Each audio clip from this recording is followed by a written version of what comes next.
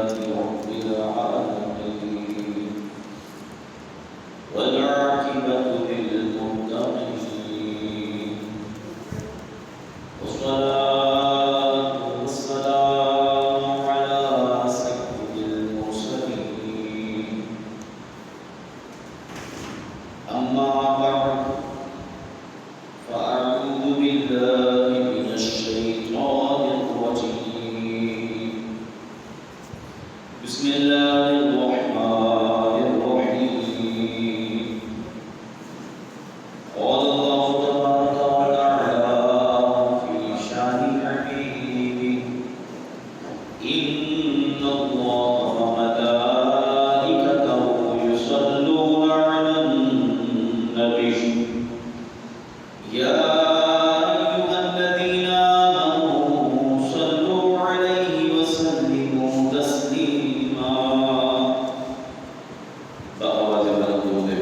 الصلاة والسلام عليك يا رسول الله الصلاة والسلام عليك يا حبيب الله الصلاة والسلام عليك يا رحمة للعالمين وعلى آلك وأصحابك يا خاتم النبيين سرکار مدینہ رابط قدوسنا فیض نجینا صاحب معطر حسینہ باعث نزول سکینہ صلی اللہ علیہ وسلم کا فرمانے واقعینا ہے کہ جو بندہ یہ چاہتا ہے کہ کل روز قیامت دہشتوں اور دشوار گزار گھاٹیوں سے جلد نجات پا جاؤں، اسے چاہیے کہ دنیا کے اندر رہتے ہوئے مجھ پر کثرت کے ساتھ درود پاک پڑھے۔ اللہ کی بارگاہ میں دعا ہے کہ اللہ تعالیٰ مجھے آپ کو نبی پاک صلی اللہ علیہ وسلم پر زیادہ سے زیادہ درود و سلام پڑھنے کی توفیق عطا فرمائے۔ میرے بچوں پیر محترم اسلام بھائیوں، پچھلے جمعے میں ہم نے حضرت سیدنا ذوالنورین جامع القرآن حضرت عثمان ابن عفان رضی اللہ تعالی عنہ کی سیرت اور فضیلت کے حوالے سے سماعت کیا تھا۔ آج انشاءاللہ العزیز آپ کی شہادت کے حوالے سے کچھ تذکرہ سنیں گے اور اس کے بعد حضرت عثمان غنی رضی اللہ تعالی عنہ کی شہادت کے ساتھ ساتھ کچھ لوگ ایسے بھی ہیں جو آپ کی شہادت کا 18 دن حج کو جشن مناتے ہیں، اس حوالے سے بھی ہم سنیں گے کہ وہ جو جشن مناتے ہیں وہ کیا ہے اور اس کو شروع کس نے کیا اور اس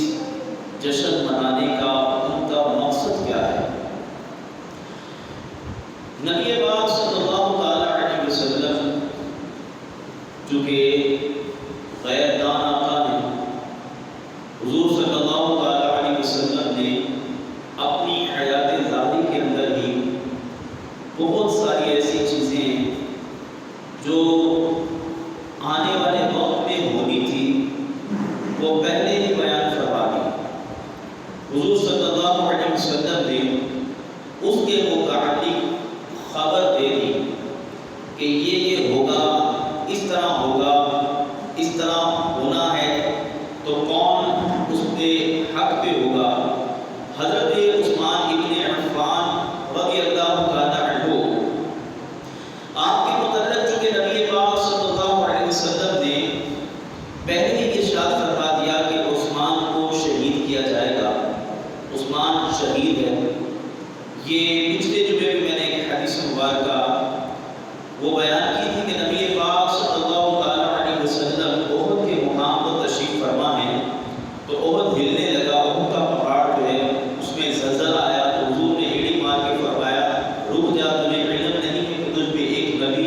صدیق اور 2 شہید کھڑے ہیں۔ اب نبی پاک صلی اللہ علیہ وسلم نے یہاں پر پہلے ہی ارشاد فرما دیا کہ 1 صدیق اور 2 شہید حضرت عمر فاروق اعظم اور عثمان غنی رضی اللہ تعالی عنہ۔ ان کی شہادت کا ذکر حضور صلی اللہ علیہ وسلم نے اپنی حیات ظاہری میں ہی ارشاد فرما دیا، جبکہ عمر فاروق اعظم رضی اللہ تعالی عنہ کی وصال کے تقریباً جو ہے وہ 13 سال بعد شہید ہوئے۔ تو حضرت عثمان غنی رضی اللہ تعالی عنہ آپ کے وصال کے تقریباً 25 سال بعد شہید ہوئے۔ تو حضور صلی اللہ علیہ وسلم نے اپنی حیات ظاہری کے اندر ہی ان کو شہادت کا مجرا سنا دیا اور خبر دے دی کہ عمر اور عثمان شہید کیے جائیں گے۔ اسی طرح نبی پاک صلی اللہ علیہ وسلم نے حضرت عثمان ابن عفان رضی اللہ تعالی عنہ کے بارے میں ارشاد فرمایا، عثمان، اللہ تعالیٰ تمہیں ایک قمیض پہنائے گا اور لوگ تمہاری وہ قمیض اتارنے کی کوشش کریں گے اور تمہیں کہیں کہ وہ قمیض اتار دے، مگر تم نے وہ قمیض نہیں اتارنی، اللہ تعالیٰ تمہیں خلافت کی قمیض عطا فرمائے گا۔ اب یہ بھی نبی پاک صلی اللہ علیہ وسلم کا علم غیب تھا کہ حضور نے ارشاد فرمایا کہ تمہیں خلافت ملے گی اور لوگ تجھ سے خلافت چھیننا چاہیں گے، لوگ کہیں گے کہ خلافت سے دستبردار ہو جائیے، آپ خلافت کو چھوڑ دیجیے، مگر اے عثمان تم نے خلافت نہیں چھوڑ دی، خلافت نہیں چھوڑ دی۔ تو اسی طرح نبی پاک صلی اللہ علیہ وسلم نے مسجد نبوی شریف میں تشریف فرما ہے اور صحابہ کرام علیہ رضوان سے اچانک حضور نے ارشاد فرمایا کہ وہ جو شخص جا رہا ہے ایک وقت ایسا آئے گا، فتنوں کا دور ہوگا اور یہ شخص حق پہ ہوگا۔ اب اس وقت اس شخص نے اپنے چہرے پہ رومال کیا ہوا تھا، فوراً ہی حضرت عبداللہ بن عمر رضی اللہ تعالیٰ عنہ اٹھے اور جا کر کے اس شخص کو دیکھا تو وہ حضرت عثمان ابن عفان رضی اللہ تعالیٰ عنہ تھا، جس کے بارے میں حضور صلی اللہ علیہ وسلم نے ارشاد فرمایا کہ فتنوں کا دور ہوگا اور یہ شخص حق پہ ہوگا۔ حضرت عبداللہ بن عمر رضی اللہ تعالیٰ عنہ حضرت عثمان کو لے کر حضور کی بارگاہ میں حاضر ہوئے، عرض کی یا رسول اللہ صلی اللہ علیہ وسلم، کیا انہی کے بارے میں آپ ارشاد فرما رہے ہیں کہ فتنوں کا دور ہوگا اور اس وقت یہ حق پہ ہوگا اور انہیں ناحق قتل کیا جائے گا؟ حضور نے ارشاد فرمایا ہاں، میرا عثمان ابن عفان اس وقت حق پہ ہوگا اور اس کو قتل کیا جائے گا، شہید کیا جائے گا۔ تو یہ حدیث مبارکہ نبی پاک صلی اللہ علیہ وسلم نے پہلے ہی ارشاد فرما دی کہ عثمان کو ناحق شہید کیا جائے گا، ظلمت شہید کیا جائے گا۔ حضرت عثمان ابن عفان رضی اللہ تعالی عنہ آپ نے 12 سال خلافت سنبھالی اور 6 سال تک تو معاملات بڑے خوبصورت اچھے رہے۔ حضرت عمر فاروق اعظم رضی اللہ تعالی عنہ کی تقریباً 10 سال خلافت رہی ہے۔ تو حضرت عمر فاروق اعظم رضی اللہ تعالی عنہ جو کہ سخت مزاج تھے، تو عمر حضرت عثمان غنی رضی اللہ تعالی عنہ بڑے ہی نرم مزاج تھے، حلیم تھے اور بڑے باحیا تھے۔ آپ نے بڑے احسن انداز سے جو ہے وہ وقت گزارا۔ یہ سارا معاملہ تھا عبداللہ بن سبا کا، جس نے یہ فتنہ شروع کیا۔ یہ عبداللہ بن سبا یہ ایک یہودی تھا اور حضرت عمر فاروق اعظم رضی اللہ تعالی عنہ نے مدینہ شریف سے یہودیوں کو نکال دیا۔ کچھ شرائط تھی نبی پاک صلی اللہ علیہ وسلم نے جو ان سے طے کی تھی، مگر وہ شرائط پہ نہیں اترے۔ اس وجہ سے حضرت عمر فاروق اعظم رضی اللہ تعالی عنہ نے ان یہودیوں کو مدینے سے نکال دیا۔ جب نکال دیا تو دل کے اندر ان کے ایک وہ انتقام کا وہ جذبہ بھی باقی تھا، انتقام لینا تھا انہیں، دل میں وہ بغض تھا کہ مسلمانوں سے کسی طریقے سے انتقام لینا ہے کہ عمر فاروق اعظم نے مدینے سے ہمیں نکال دیا۔ تو یہودی 100 سال کا 200 سال پہلے کی پلاننگ سوچ کے رکھتے ہیں کہ ہم نے کرنا کیا ہے۔ یہ مسلمان ہی ہیں کہ ہر کسی کے ہاتھوں میں جاتے ہیں اور غداری کر بیٹھتے ہیں۔ وہ اپنی پلاننگ پہ پورے اترتے ہیں۔ انہوں نے پلاننگ کی ہوتی ہے کہ ہم نے کرنا کیا ہے۔ اب بھی دیکھ لیجیے اسرائیل کیا کر رہا ہے، مسلمانوں کے ساتھ، مسلمانوں کے ممالک کے ساتھ کس انداز کے ساتھ وہ پیش آ رہا ہے، اور اس کو یہ یقین ہے کہ کسی نہ کسی طریقے سے ہم نے پوری دنیا میں حکومت کرنی ہے اور سب کو خرید رہا ہے، اور بہت سارے لوگوں نے اسرائیل کو تسلیم بھی کر لیا ہے، بہت سارے لوگوں نے اس کے ہاتھ میں بیعت کر لی، اسے تسلیم کر لیا، اور پھر پاکستان کو بھی کہا گیا کہ اسرائیل کو تسلیم کرو، یہودیوں کو تسلیم کرو۔ تو خیر اللہ تبارک و تعالی ہمیں ان شریروں کے شر سے محفوظ رکھے۔ یہ حضرات جو ہے یہ لوگ یہودی یا کفار جن کے بارے میں نبی پاک صلی اللہ علیہ وسلم نے پہلے ارشاد فرما دیا اور اللہ تبارک و تعالی نے قرآن پاک میں بیان فرما دیا کہ یہود و نصارہ کبھی بھی تمہارے دوست نہیں ہو سکتے، اور بات ختم ہوگی۔ قرآن پاک کی ایک ہی آیت مبارکہ ہمارے لیے کافی ہے۔ اللہ تبارک و تعالی ارشاد فرماتا ہے یہود و نصارہ تمہارے کبھی بھی دوست نہیں ہو سکتے، اگر تمہارے ساتھ دوستی کریں گے تو کوئی نہ کوئی مفاد کی وجہ سے دوستی کریں گے، کوئی نہ کوئی ان کو مفاد ضرور ہوگا کہ تمہارے ہاتھ پہ ہاتھ رکھے گا۔ تو اس لیے ان کے دلوں کے اندر انتقام لینے کی آگ بڑھ رہی تھی کہ کسی طریقے سے مسلمانوں سے انتقام لیا جائے۔ اب عبداللہ بن سبا زبانی کلامی جو ہے وہ مسلمان ہو گیا، دل میں کدورت تھی، دل میں منافقت تھی۔ اس نے کیا کیا کہ اس نے ایک سازش شروع کر دی۔ حضرت ابو بکر صدیق رضی اللہ تعالیٰ عنہ نہ بنو امیہ سے تھے نہ بنو ہاشم سے تھے، عمر فاروق اعظم نہ بنو امیہ سے تھے نہ بنو ہاشم میں سے تھے، حضرت عثمان غنی رضی اللہ تعالیٰ عنہ بنو ہاشم سے تھے۔ تو اس نے ایک فتنہ شروع کیا کہ دیکھو نبی پاک صلی اللہ علیہ وسلم ہاشمی تھے، تو ہاشمی قبیلے سے تھے، بنو ہاشم میں سے تھے، تو خلافت تو حضور صلی اللہ علیہ وسلم کے خاندان کی بنتی ہے، بنو امیہ کی خلافت تو نہیں بنتی۔ تو بنو امیہ میں عثمان غنی رضی اللہ تعالیٰ عنہ ہے، تو اس نے ایک فتنہ برپا کیا کہ کسی طریقے سے بنو ہاشم اور بنو امیہ کو لڑوا دیا جائے، آپس میں ان کو لڑوا دیا جائے۔ ہم جب پیچھے چلتے ہیں تاریخ کو دیکھتے ہیں تو پیچھے جب جاتے ہیں تو پتہ یہ چلتا ہے کہ نبی پاک صلی اللہ علیہ وسلم کے دور سے پہلے، حضور صلی اللہ علیہ وسلم کی اعلان نبوت سے پہلے وہ کیا معاملہ تھے؟ وہ معاملات یہ تھے کہ بنو ہاشم اور بنو امیہ کے اندر بہت ساری لڑائیاں ہوتی تھیں، سالوں سال تک یہ لڑائیاں جاری رہتی تھیں، کئی کئی صدیاں گزر جاتی، لڑائیاں ختم نہیں ہوتی تھیں۔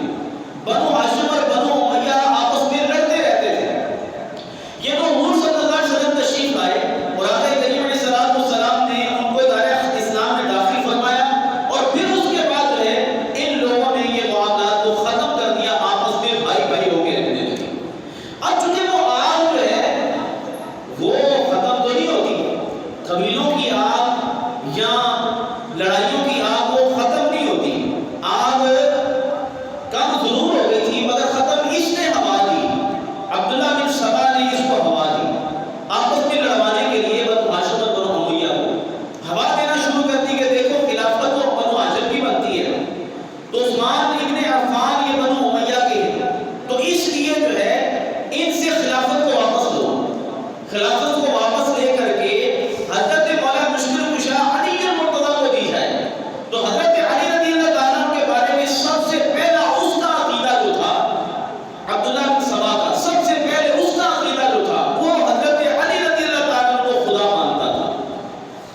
وہ یہ کہتا تھا کہ علی خدا ہے، علی مولا ہے، اور علی کے اندر اللہ تبارک و تعالیٰ خدا معاذ اللہ حلول کر گیا۔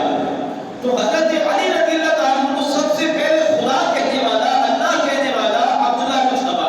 اس نے یہ فتنہ شروع کیا۔ آخر کار کیا ہوا کہ جو بھی مصر کے لوگ تھے، بصرہ کے لوگ تھے، کوفہ کے لوگ تھے، ان کے پاس جا کر کے اس نے ایک سازش شروع کی کہ کوفہ والا جو گورنر ہے وہ خائن ہے،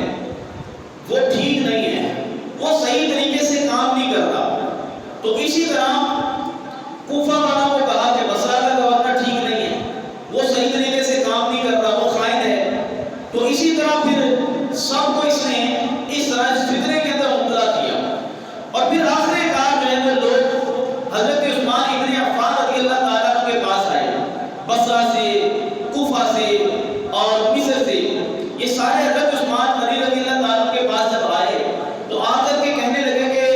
گورنر تبدیل کرے، گورنر کو چینج کرے، گورنر ٹھیک نہیں ہے۔ ایک عبداللہ تھا وہ مصر کے گورنر تھے، تو انہوں نے کہا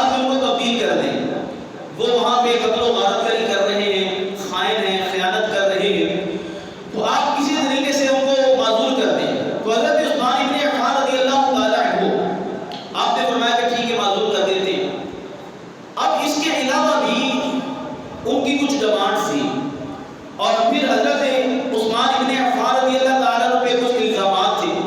تو حضرت عثمان ابن عفان رضی اللہ تعالیٰ عنہ کے الزامات حضرت علی رضی اللہ تعالیٰ نے دور کیے. آپ نے ان کو مسجد میں بٹھایا, مسجد نبوی شریف کے اندر سارے جمع ہوئے اور وہاں پر حضرت عثمان ابن عفان رضی اللہ تعالیٰ کی طرف سے حضرت علی رضی اللہ تعالیٰ نے تحفظ کیا اور فرمایا کہ جو تم کہہ رہے ہو وہ اس طرح نہیں, اس طرح ہے. ان کو کسی طریقے کلیئر کیا. مگر چونکہ انہوں نے ٹھان لی تھی کہ حضرت عثمان غنی رضی اللہ تعالیٰ سے خلافت واپس لینی ہے, خلافت کا حق بنی ہاشم کا ہے, اب ان سے خلافت واپس لینی ہے, کسی نہ کسی طریقے سے وہ حضرت عثمان ابن عفان رضی اللہ تعالیٰ عنہ کو معاذ اللہ جو ہے وہ کسی اب چکر میں لانا چاہتے تھے. مگر چونکہ ان پہ کوئی بھی دھبا نہیں تھا, وہ بالکل ہر عیب سے پاک تھے,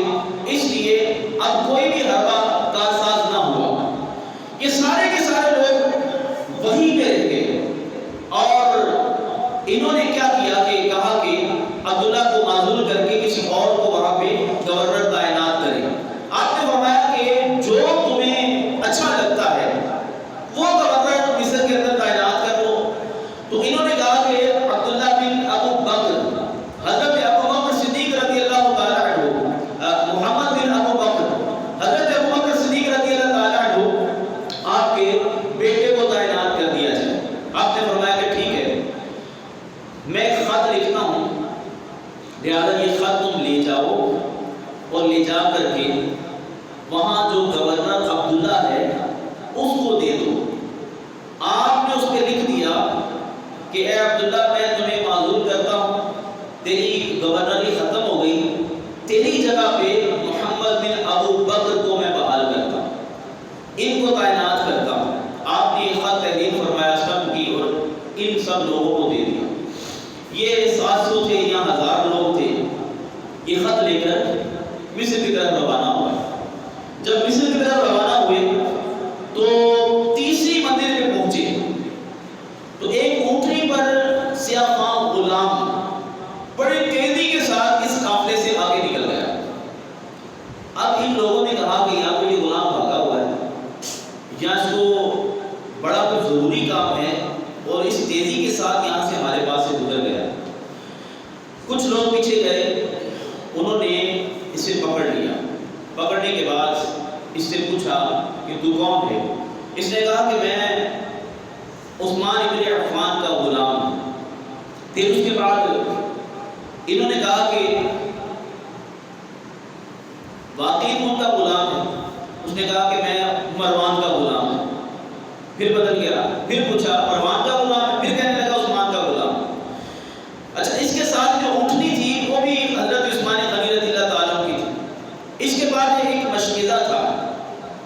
جب مشکیزے کو کھولا گیا تو اس میں پانی نہیں تھا, اس میں خط تھا, ایک لیٹر لکھا ہوا تھا,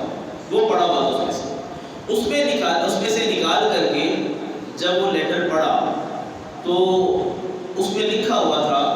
کہ اے عبداللہ, تمہارے پاس محمد بن ابو بکر آ رہے ہیں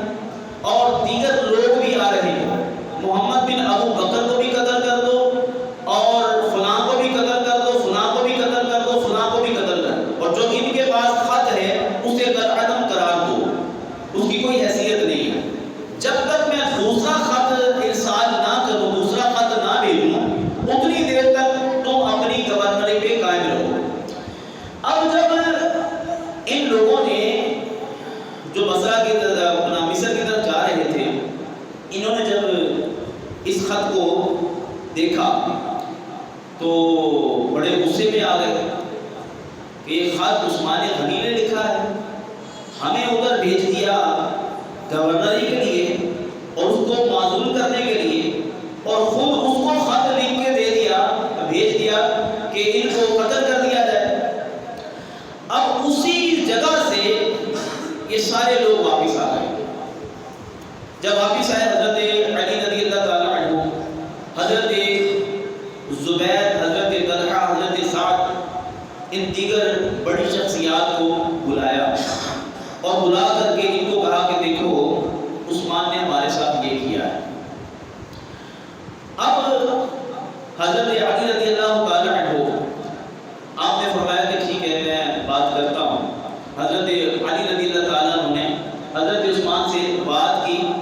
حضرت عثمان غنی رضی اللہ تعالیٰ عنہ سے پوچھا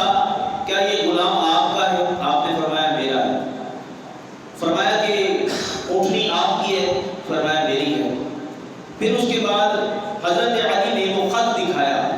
خط دکھانے کے بعد آپ نے فرمایا یہ خط آپ کا ہے؟ آپ نے فرمایا خدا کی قسم میں اس خط کے بارے میں نہیں جانتا، مجھے اس کے بارے میں علم نہیں ہے، نہ میں نے لکھا ہے نہ لکھوایا ہے۔ تو آپ نے فرمایا مہر تو اس پر آپ کی لگی ہوئی ہے۔ آپ نے فرمایا کہ مجھے اس کے بارے میں علم نہیں ہے۔ اب حضرت علی رضی اللہ تعالیٰ عنہ اور دیگر جو لوگ تھے صحابہ کرام سارے گھروں میں چلے گئے، مگر وہ لوگ جو واپس آئے تھے وہ مصری بلوائیے، انہوں نے کیا کیا؟ انہوں نے شور مچا دیا کہ حضرت عثمان ابن عفان رضی اللہ تعالیٰ عنہ اس بات سے بری نہیں ہو سکتے جب تک کہ ہمیں اس کا اصل ثبوت نہ مل جائے۔ اب انہوں نے تحریر چل کی تو کہنے لگے یہ مروان کی تحریر ہے۔ تو مروان حضرت عثمان غنی رضی اللہ تعالیٰ کے گھر میں تھے۔ اچھا وہ عثمان جو گھر میں تھا تو حضرت عثمان غنی رضی اللہ تعالیٰ عنہ کے گھر میں مروان تھا، تو حضرت عثمان سے مطالبہ کیا گیا کہ مروان کو ہمارے حوالے کرو۔ اب آپ نے فرمایا کہ میں اس کو تمہارے حوالے نہیں کر سکتا، اس لیے کہ تم لوگ اس کو قتل کر دو گے اور پھر کیا ہوگا کہ جنگ شروع ہو جائے گی، خانہ جنگی شروع ہو جائے گی۔ بنو ہاشم کے لوگ، کیونکہ وہ مروان بنو امیہ کا تھا، اب بنو ہاشم کے اگر بنو امیہ کو قتل کرتے، اس کے کسی بندے کو قتل کرتے تو اب یہ خانہ جنگی شروع ہو جانی تھی۔ تو آپ نے فرمایا کہ میں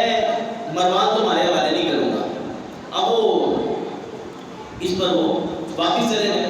کچھ لوگ کہہ رہے تھے کہ عثمان نے قسم کھائی ہے، عثمان ایسا نہیں کر سکتے۔ کچھ لوگ کہہ رہے تھے کہ عثمان جو ہے وہ بری زبان نہیں ہو سکتے جب تک کہ اس کا ہمیں جو ہے اصل پتہ نہیں مل جاتا۔ اب اسی اثنا کے اندر ان لوگوں نے وہاں پہ پڑاؤ کر لیا۔ مصر کے یہ لوگ تھے، بصرہ سے بھی آ گئے، کوفہ سے بھی آ گئے، تقریباً 3000 لوگوں نے حضرت عثمان غنی رضی اللہ تعالیٰ عنہ کے گھر کو محاصرے میں لے لیا، گھیر لیا کہ عثمان غنی رضی اللہ تعالیٰ عنہ کو نہ مسجد میں جانا دیا جائے اور نہ گھر سے باہر نکلنے دیا جائے، کھانا پینا بھی بند کر دیا جائے۔ حضرت عثمان غنی رضی اللہ تعالیٰ عنہ کو محاصرے میں لے لیا اور پھر اس کے بعد کچھ دن گزرے تو حضرت عثمان غنی رضی اللہ تعالیٰ عنہ نے آواز دی کہ علی ہے۔ لوگوں نے کہا کہ نہیں علی نہیں ہے۔ آپ نے فرمایا زبیر، کہا نہیں ہے، سعد نہیں ہے۔ تو آپ نے فرمایا کہ پھر علی کو میرا پیغام پہنچا دو کہ میرے لیے پانی کا انتظام کرے، پانی نہیں ہے۔ حضرت علی رضی اللہ تعالیٰ عنہ آپ نے پانی بھجوایا، مگر جو بلوائی تھے انہوں نے تیر مار کے مشکلیں پھاڑ دیے اور پانی کو ضائع کر دیا۔ جب حضرت علی کو پتہ چلا تو آپ نے دونوں شہزادوں کو حکم دیا، حضرت امام حسن اور امام حسین کو، اور پھر حضرت زبیر نے اپنے شہزادوں کو حکم دیا، حضرت سعد نے اپنے شہزادوں کو حکم دیا، حضرت طلحہ نے اپنے شہزادوں کو حکم دیا۔ فرمایا کہ تلواریں لے کر حضرت عثمان کے گھر کے باہر کھڑے ہو جاؤ، کسی بلوائی کو اندر نہیں جانے دینا۔ اب ان کا ارادہ عثمان کو قتل کرنا ہے۔ حضرت علی رضی اللہ تعالیٰ عنہ نے پہرے کے لیے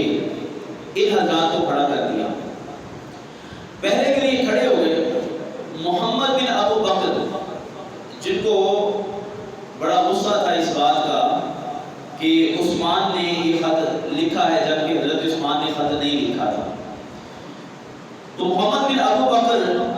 یہ معاملات دیکھ کر کہنے لگے کہ اب پہرا تو بڑا کڑا ہے، سخت ہے،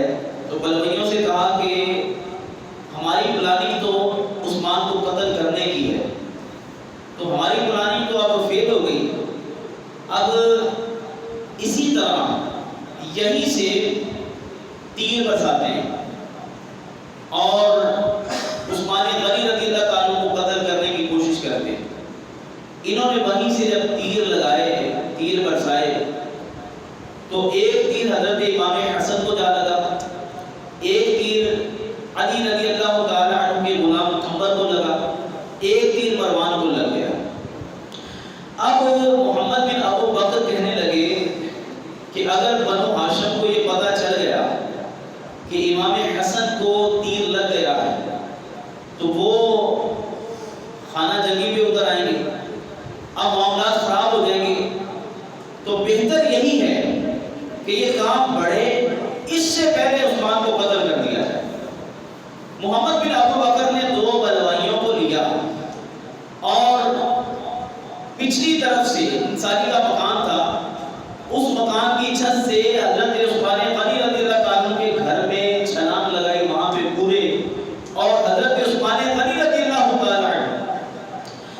آپ نے، یہ میں مختصر چونکہ وقت تھوڑا مختصر واقعے کو کر رہا ہوں، واقعہ تو کافی لمبا ہے شہادت کا، مگر مختصر اس کو میں کر رہا ہوں کہ اس بات کو 40 دن گزر چکے ہوئے تھے،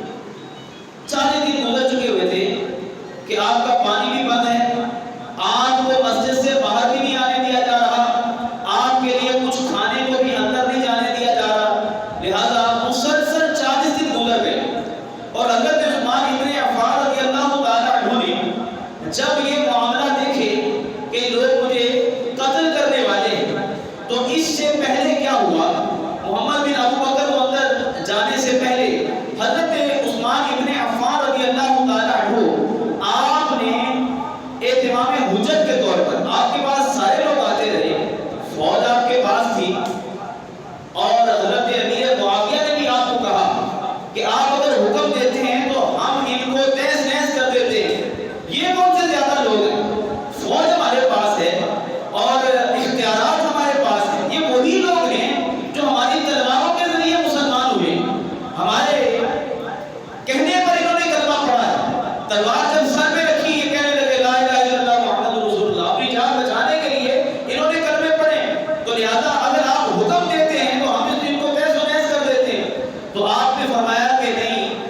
مجھے کسی کی مدد کی ضرورت نہیں، بہت سارے غلام تھے وہ آپ کی بارگاہ میں آئے، عبداللہ بن عمر بھی آپ کی بارگاہ میں آئے، اور آپ کی جتنی فوج تھی اس کے سپہ سالار آپ کی بارگاہ میں حاضر ہوئے، بالکل الرٹ تھے، آپ کو کہنے لگے کہ آپ حکم فرمایا، ابھی ان کو تہس و نہس کر دیتے ہیں، صرف ہم کلمے کا لحاظ کر رہے ہیں کہ یہ کلمہ کو ہے، اگر آپ حکم دیتے ہیں تو ہم ان کو قتل کر دیتے ہیں۔ آپ نے فرمایا کہ دیکھو نبی پاک صلی اللہ علیہ وسلم نے پہلے ہی ارشاد فرما دیا ہے کہ میں شہید کر دیا جاؤں گا،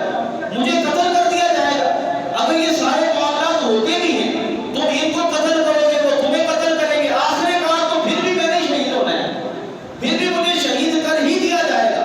تو اس سے بہتر ہے کہ خون ریزی نہ ہو۔ نبی پاک صلی اللہ علیہ وسلم کے اس پاک حرم کے اندر، مدینہ شریف کے اندر میں خون ریزی نہیں چاہتا، اور پھر آپ نے اعلان فرما دیا جو جو میرا غلام ہے، جو جو میرا غلام ہے، جو ہتھیار ڈال دے گا، ہتھیار رکھ دے گا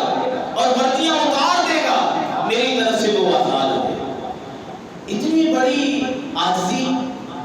کہ سب کچھ ہونے کے باوجود 3 آزاد ہو گئے، یہ کون سے زیادہ ہیں؟ لاکھوں لاکھ آپ کے جو ہے وہ سپاہی تھے، سب نے کہا، آپ نے فرمایا کہ نہیں، میں کسی کو اجازت نہیں دوں گا۔ آخر کار آپ نے چھت پہ چڑھ کر کے اہتمام حجت کے طور پر ارشاد فرمایا کہ تم مجھے کیوں قتل کرنا چاہتے ہو؟ کیا میں نے کسی کا قتل کیا ہے؟ اگر میں نے کسی کا قتل کیا ہے تو اس کے بدلے مجھے قتل کر دو، میں نے کسی کا قتل کیا ہے تو قصاص دے دو، میں نے زنا کیا ہے تو حد قائم کرو، میں نے کسی کی حق تلفی کی ہے تو اس کا حق مجھ سے لے لو، میں اگر مرتد ہو گیا ہوں تو اس کی حد قائم کرو، تو مجھے کیوں قتل کرنا چاہتے ہو، میرا قصور کیا ہے؟ اور پھر اس کے بعد آپ نے فرمایا کہ دیکھو میں وہی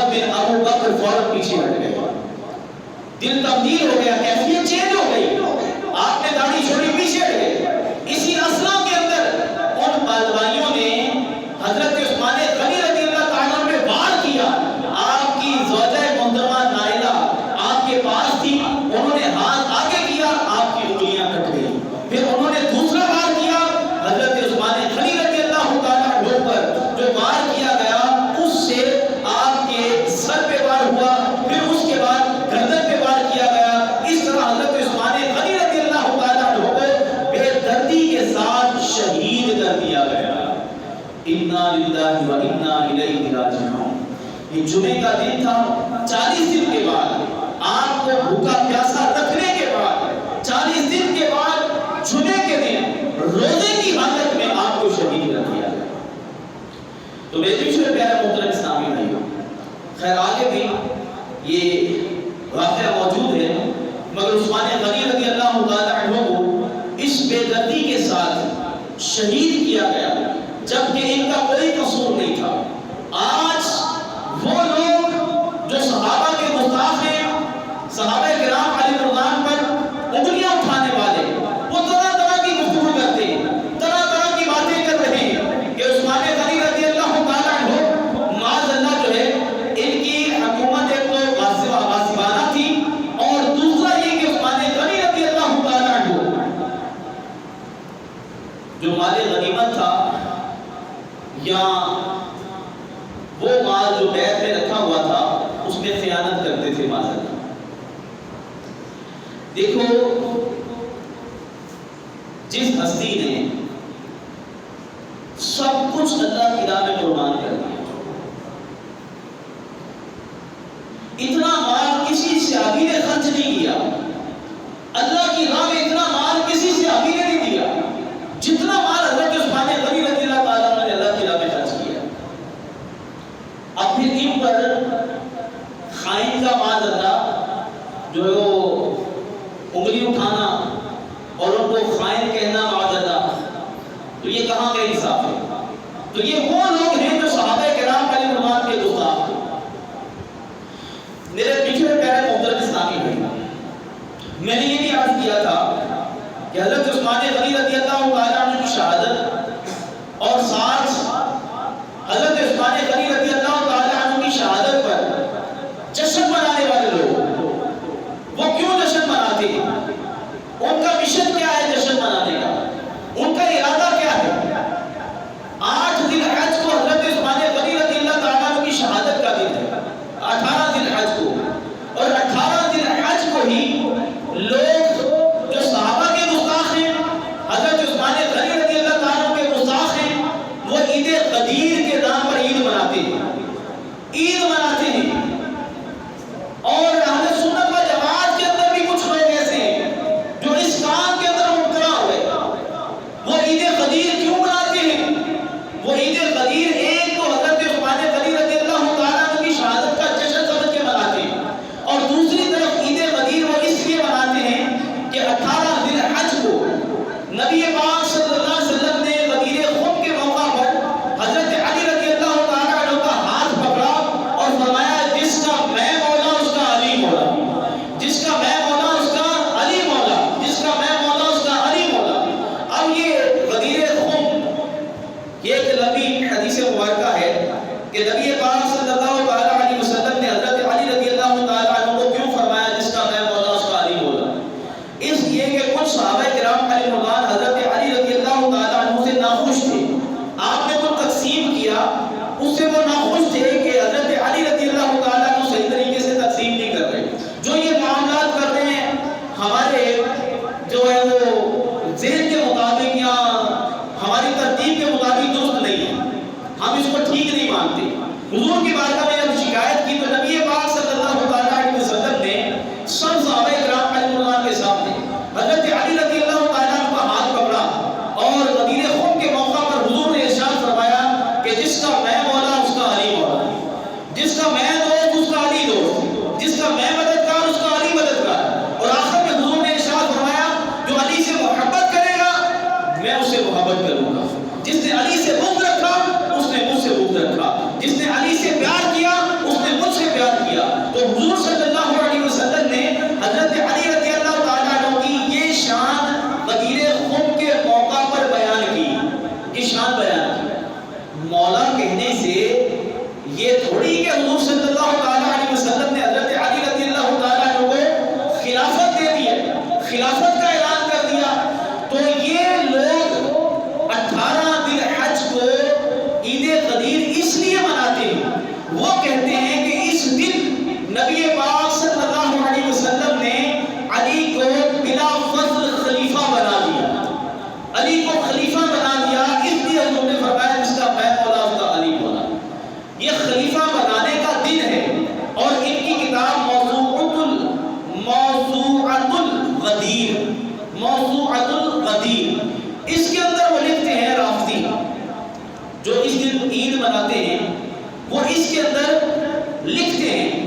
کہ مولا مشکل کشا رضی اللہ تعالیٰ عنہ کو نبی پاک صلی اللہ علیہ وسلم نے بلا فضل عید غدیر خم کے موقع پر خلیفہ مقرر کیا تھا، بلا فضل خلیفہ مقرر کیا تھا۔ اب اسی کتاب کے اندر انہوں نے یہ لکھا کہ یہ عید ہماری جو ہے عید غدیر، یہ عید الاضحیٰ سے بھی بڑی عید ہے، عید الفطر سے بھی بڑی عید ہے، کہ اس دن نبی پاک صلی اللہ علیہ وسلم نے حضرت علی کو خلیفہ مقرر کیا۔ اب اس سے پتہ چل گیا کہ عید غدیر وہ لوگ مناتے ہیں جو حضرت علی کو بلا فضل سب سے پہلا خلیفہ مانتے ہیں۔ تو یہ رافضیوں کا شعار ہے کہ شیعہ کرتے ہیں کہ حضرت علی کو پہلا خلیفہ مانتے ہیں، اور حضرت علی رضی اللہ تعالیٰ کی اپنی بھی نفی کر رہے ہیں، کیونکہ عید غدیر منانے کی شرط کیا ہے؟ عید غدیر منانے کی شرط یہ ہے کہ ابو بکر صدیق کو پہلا خلیفہ نہ مانا جائے، عمر فاروق اعظم کو دوسرا خلیفہ نہ مانا جائے، عثمان غنی کو تیسرا خلیفہ نہ مانا جائے، مولا مشکل کشا کو چوتھا خلیفہ نہ مانا جائے، حضرت علی کو پہلا خلیفہ بلا فضل جو مانتا ہے وہ عید غدیر مناتا ہے۔ اب مولا مشکل کشا رضی اللہ تعالی عنہ نے حضرت ابو بکر صدیق کے ہاتھ میں بیعت کی ہے، حضرت عمر فاروق اعظم کے ہاتھ میں بیعت کی ہے، حضرت عثمان غنی کے ہاتھ میں بیعت کی ہے، حضرت ابو بکر صدیق رضی اللہ تعالیٰ کے پیچھے تقریباً 2.5 سال نمازیں پڑھی، حضرت عمر فاروق اعظم رضی اللہ تعالیٰ کے پیچھے تقریباً 10 سال نمازیں پڑھی، حضرت عثمان غنی رضی اللہ تعالیٰ کے پیچھے تقریباً 12 سال نمازیں پڑھی۔ اب اگر حضرت مولا مشکل کشا رضی اللہ تعالیٰ عنہ کو نبی پاک صلی اللہ علیہ وسلم نے پہلا خلیفہ مقرر کر دیا ہوتا، اس دن خلافت دے دی ہوتی، تو مولا مشکل کشا رضی اللہ تعالیٰ عنہ کیوں حضرت ابو بکر صدیق کے ہاتھ میں بیعت کرتے، کیوں عمر فاروق اعظم کے ہاتھ میں بیعت کرتے، کیوں عثمان غنی کے ہاتھ میں بیعت کرتے؟ وہ تو علن اعلان فرماتے کہ نبی پاک صلی اللہ علیہ وسلم نے غدیر خم کے موقع پر مجھے خلیفہ بنایا ہے،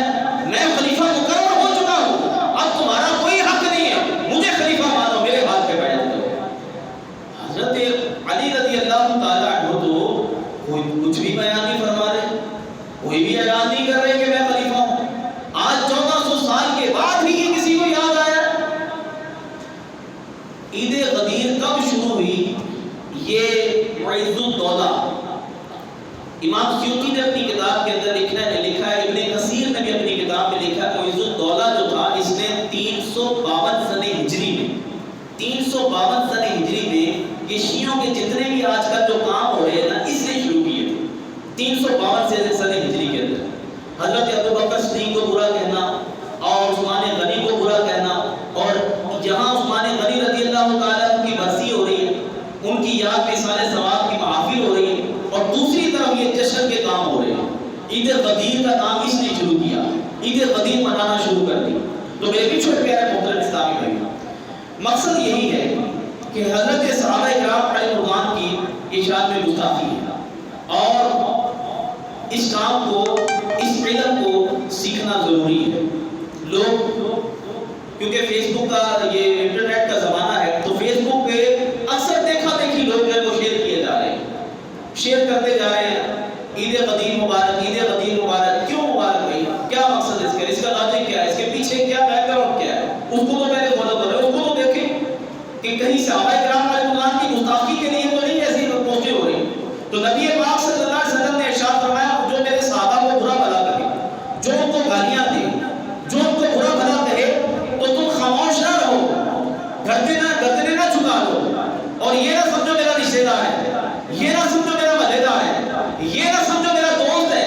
جہاں بولنا ہے نبی پاک صلی اللہ علیہ وسلم نے بولنے کا حکم ارشاد فرمایا، جہاں آواز بلند کرنی وہاں آواز بلند کرنے کا حکم ارشاد فرمایا، جہاں گردن اٹھانی وہاں گردن اٹھانے کا حکم ارشاد فرمایا۔ نبی پاک صلی اللہ علیہ وسلم نے ارشاد فرمایا کہ جو میرے صحابہ کو برا بھلا کہے، جو گالیاں دے اور ان کو لعن طعن کرے، لہذا تم خاموش نہ رہو، تم ان کو کہو تمہارے شر پہ اللہ کی لعنت ہو، تمہارے شر پہ اللہ کی لعنت ہو۔ وہ لعنتی شخص ہے جو صحابہ کرام علیہ رضوان پر انگلی اٹھاتا ہے، جو صحابہ کرام علیہ رضوان کی شان میں